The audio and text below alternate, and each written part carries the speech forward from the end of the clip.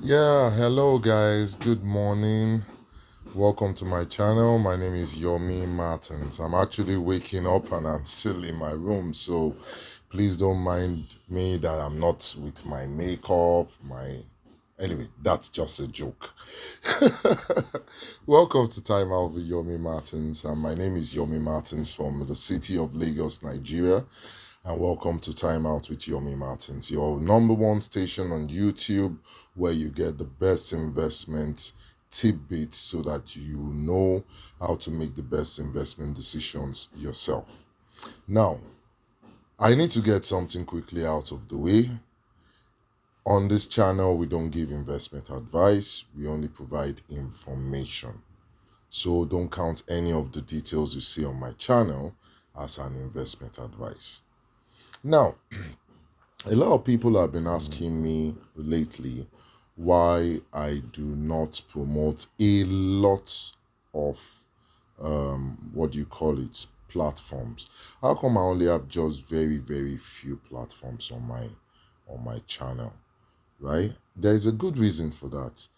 I always try and make sure that whatever I'm promoting makes sense, a whole lot of sense, that I understand the logic and I understand how the workings are. They actually make sense. If you understand that, you understand that. I don't even need to talk too much. You need to know that what you're investing in actually makes sense. Is it logical, right? And even though there is still, even if everything seems logical, there might still be risk inherent that you need to try and avoid, right? So I would not want to present something that I don't feel is logical or I feel that the risk inherent is high, right? So I normally follow a chap. I won't want to waste so much of time because the video I'm going to share is actually a bit lengthy and it's as regards Metafi Yielders, right? Metafi Yielders, right? Because a lot of people have given me proposals, giving me overtures that I should come and join their team, I should promote Metafi Yielders and everything. But I have my reservations about it. My reservations might not be true, but when we are looking at logic inherent, I think my reservations may hold water. I follow a guy, Alan Cousins, right? So I'm going to be sharing his video with you. He didn't ask me to share his video. It's just that when I woke up this morning, because I'm a subscriber to his channel, I decided to watch what he had to say on Metafi Yielders. And this is what he has to say, and I want to agree with a couple of it. Like I said earlier, this is not investment advice, and this is not to tell you that Metafi Yielders has any problem whatsoever. This is not also to tell you that Metafi Yielders is going to crash tomorrow, right? This is just sharing somebody else's opinion, which basically I also share as true. So let's hear what Alan Cousins has to say. So today I want to talk about Metafi Yielders a little bit, and I'm not funded in Metafi Yielders. I haven't funded any capital into there yet. I've had a lot of people asking me recently about that, and I got to say I love the concept. I really do. Like the idea of you become the bank and you're providing capital for lending, and instead of begging for money, you're lending the money and you're earning returns on that. And with Metafi, it's supposed to be 3.3% per day on a 30 business days cycle, which actually takes 42 days. And then you have to either re-up or, do what you want with your profits. So I love the concept. And I see yesterday he issued some option for like I don't remember what it was, a 4.2% per day, I think it was. But the thing with Metafi for me is I don't like investing in things that I don't understand. So there's one thing with this that I just don't quite get. And it seems to me like when I ask this question, the CEO is taking it like I'm trying to be challenging or skeptical, or I'm trying to find a gotcha or something, and I'm just not. It just doesn't make sense. And I can't get anyone to answer this question. So if anybody knows or can provide a reference to actually answer this question, I'd love to see what it is. So I'm not saying Metafi Yielders is a problem. I'm not saying it's a scam. I'm not saying they're not legit. I'm not casting any aspersions whatsoever. Actually, the CEO, I've seen a whole bunch of interviews with him. He seems like a good guy, seems like a nice, sincere guy. It's a little strange to me that I can't get this very simple question answered, because it's a question that is the entire basis for everything that they do. And it's a question that every single member should be able to answer like this.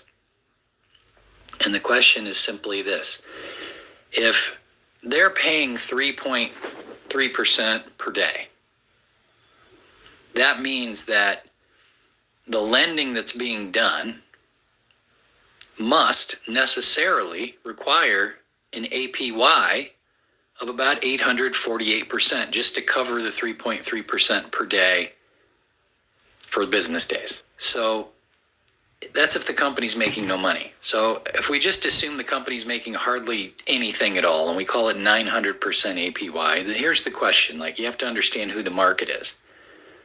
Like the arbitrage stuff, it makes sense. I get it. The trading stuff, it makes sense. I get it. This, I don't understand.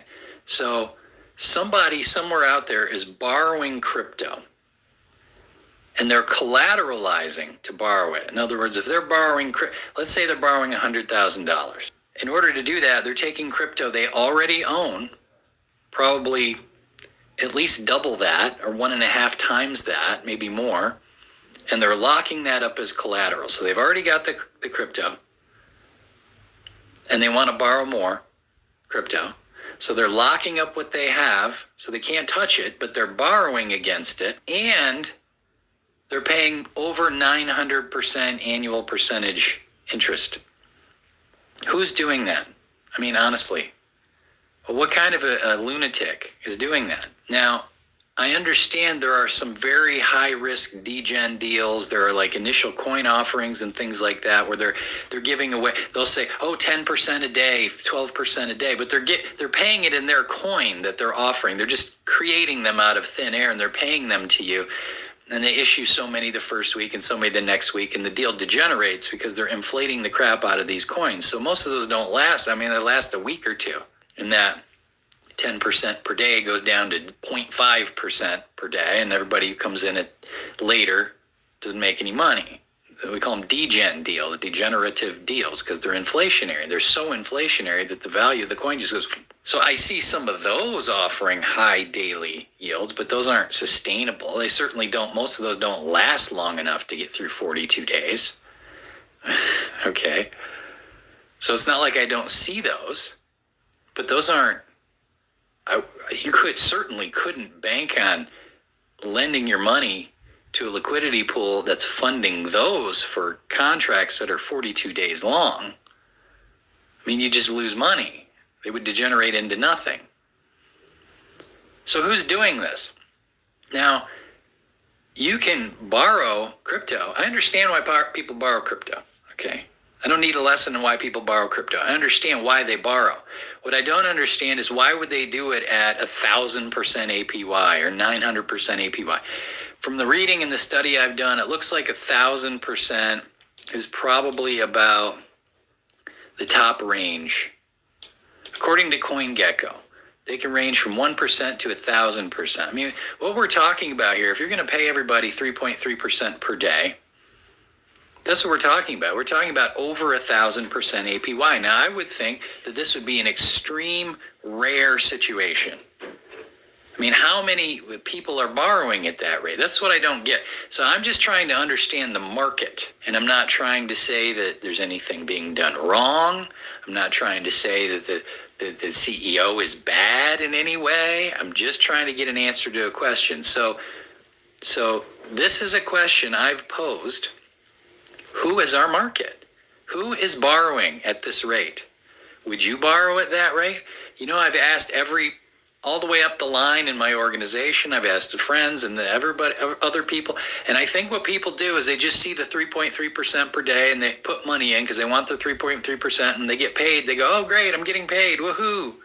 But they're not bothering to ask who the market is. So for me, the way that I operate, if I'm going to share this with someone, I have to be able to explain to them exactly what it is that they do.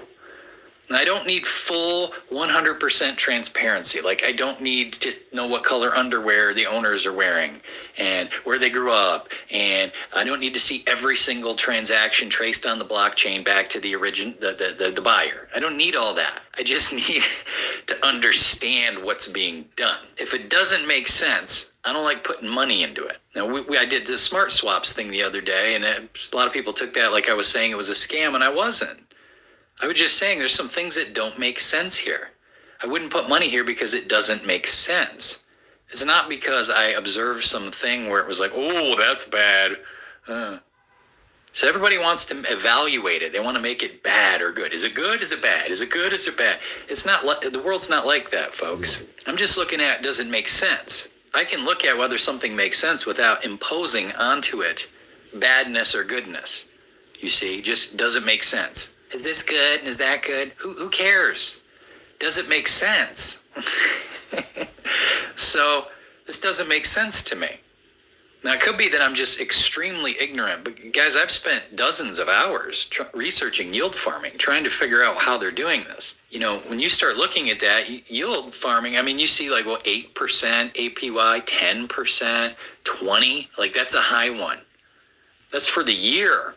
And when you start looking at these ones that are paying like, you know, thousands of percent APY, they're degen deals that only last for a short time. People get in there, they get in one day, they're out the next day, and they make some money, and it just goes, you know, it goes from 200,000% APY down to 4 in 3 days. So where's the data to show who's doing this? I could see one crazy person. Like they predict, oh, there's going to be some big swing in the market. Oh, this new coin's coming out. I got to buy a lot of it because if I have 1 million of them, that's going to turn into $8 billion. And I don't care what I have to borrow because it's not going to matter. I mean, there's going to be a few crazy people here and there, but a sane person, generally speaking, isn't going to be taking that much risk.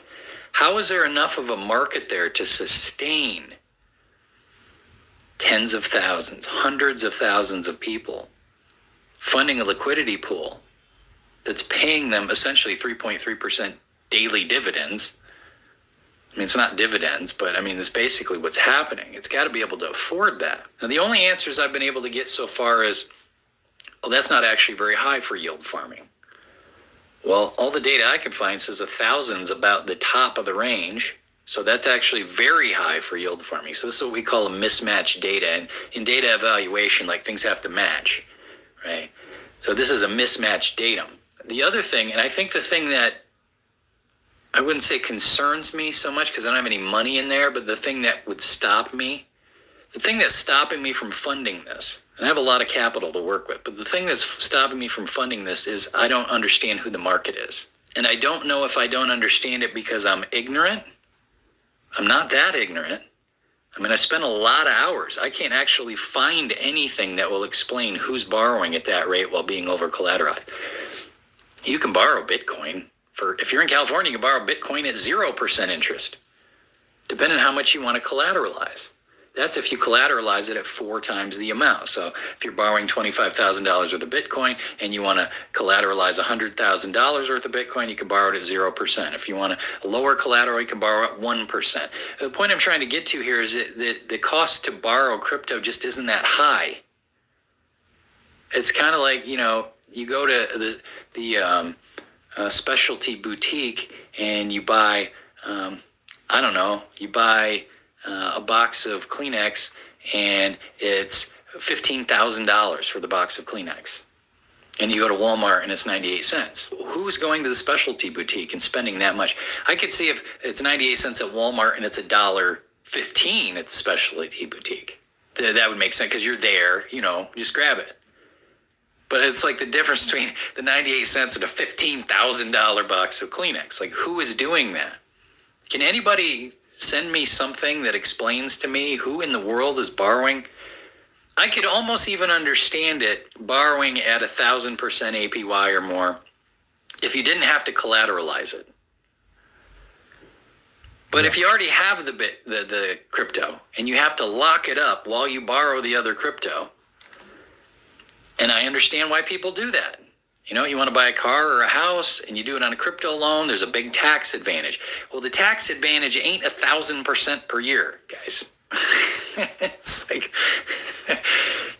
by paying that much interest, you are completely canceling out any tax advantages. I mean, it's not even anywhere near the realm of saving money. Who's doing that? I really want to know. I'm not trying to be a skeptic. I'm not trying to go, gotcha. You know, it's just not me. I'm just trying to gain understanding. And so that stops me from funding. But what I find kind of strange is the fact that no one can answer this question. Not a single person has been able to give me an answer on this, including support. I've asked support twice, 2 different people in support. Neither of them have had any idea. They told me to contact the CEO, which I did. Okay, so first I posted it in the Telegram group. And I posted this several times now. There's no dates on these. But, I mean, this is a couple weeks ago. So here I put, let's try this for the 3rd time. Can anyone answer this or direct me to a reference that clearly explains why would anyone and I asked this question and it's very clearly written. And you can see here there are no replies. Now, on the first time I posted it, someone replied and they said, you must be new to the crypto space or to the DeFi space. Okay, what's the answer? Like, I get your dig. I get your attempt to invalidate me and make me wrong, but there's no answer. And so I replied to say, okay, but what's the answer? Couldn't answer. Somebody else replied and said, that's not actually that high for this. Again, not an answer. Who is borrowing at that rate while over collateralizing? Not a single person in this group has been able to answer this. Now, I've had a number of people reach out and say to me, I have the same question. You raise an important question and raise the question a simple time. They've not proven how they're able to make this. I mean, I don't want to go through all of these, but I've had a number of people, because I posted in the group, reach out and just say, I have the same question. And I asked and nobody can answer it. Like, this is a question every single member should be able to answer like that. This is not something that should be hard to understand or secret. It is the entire basis for how Metafi is generating profit. It is what's being done. And not a single person knows what the answer is. It seems to me that the only person maybe who knows the answer is the CEO. It could be. He's got specialized knowledge. So there are people in the group who said, what's his name? Michael, can you please answer Alan's question? It's a legit question. I have the same question. And I had already reached out to him directly. And support gave me his email and I reached out to him directly 3 times. Not a single response. Been a couple weeks. So the first time I reached out to him, I asked the question. I sent him a video to clarify the question going through the numbers. I did have a little bit of a math error, but it didn't change the question. So again, I asked, there was no response. That was on April 19th. On 24th, I reached out again. I asked him again. Again, question's very clear. A day later, he simply said, what are you trying to say here? I don't know how to make the question any clearer. So again, I pasted it in. Here's the paste of the answer.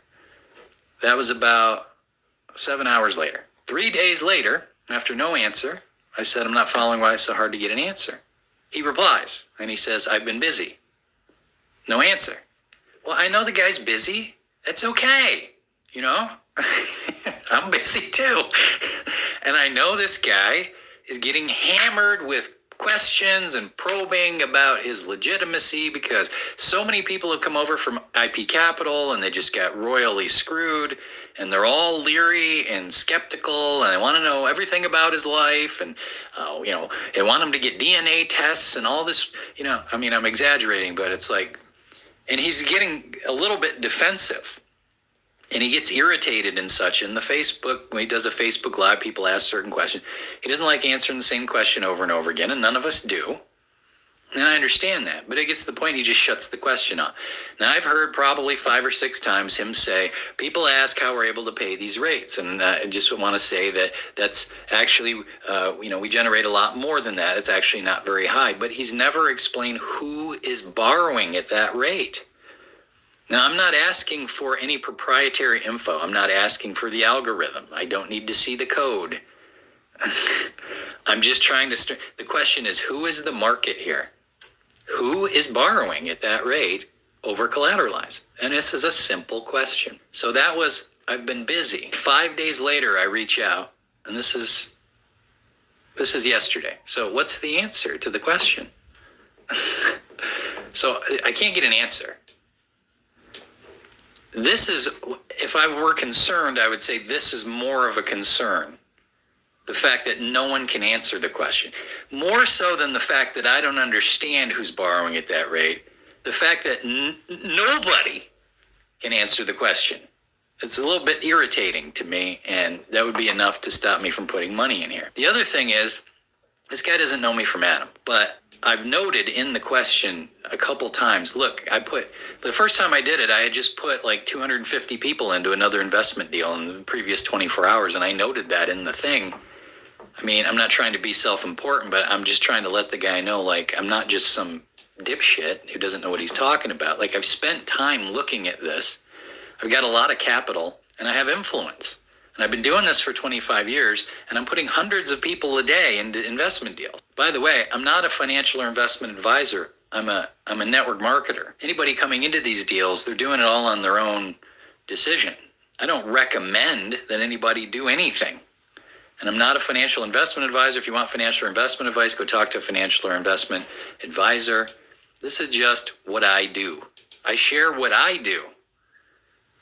And I'm not recommending anything to anyone that I'm not doing. As a matter of fact, I'm not recommending anyone even do that. I'm just sharing what I'm doing. This is my experience, my journey. It's for documentary, informational, entertainment purposes only. So if you want financial advice, go talk to a financial or investment advisor. And the results I get may be completely exceptional. You may have totally different results, and the past performance does not predict future performance. Okay, guys, I know Alan has quite a lot to say and all that. I know Alan has quite a lot to say, and we can't get all yeah. So Do not please listen carefully. sorry. COTPS is a reliable. So we can't get it all there. So if you like that content, that's just my commentary on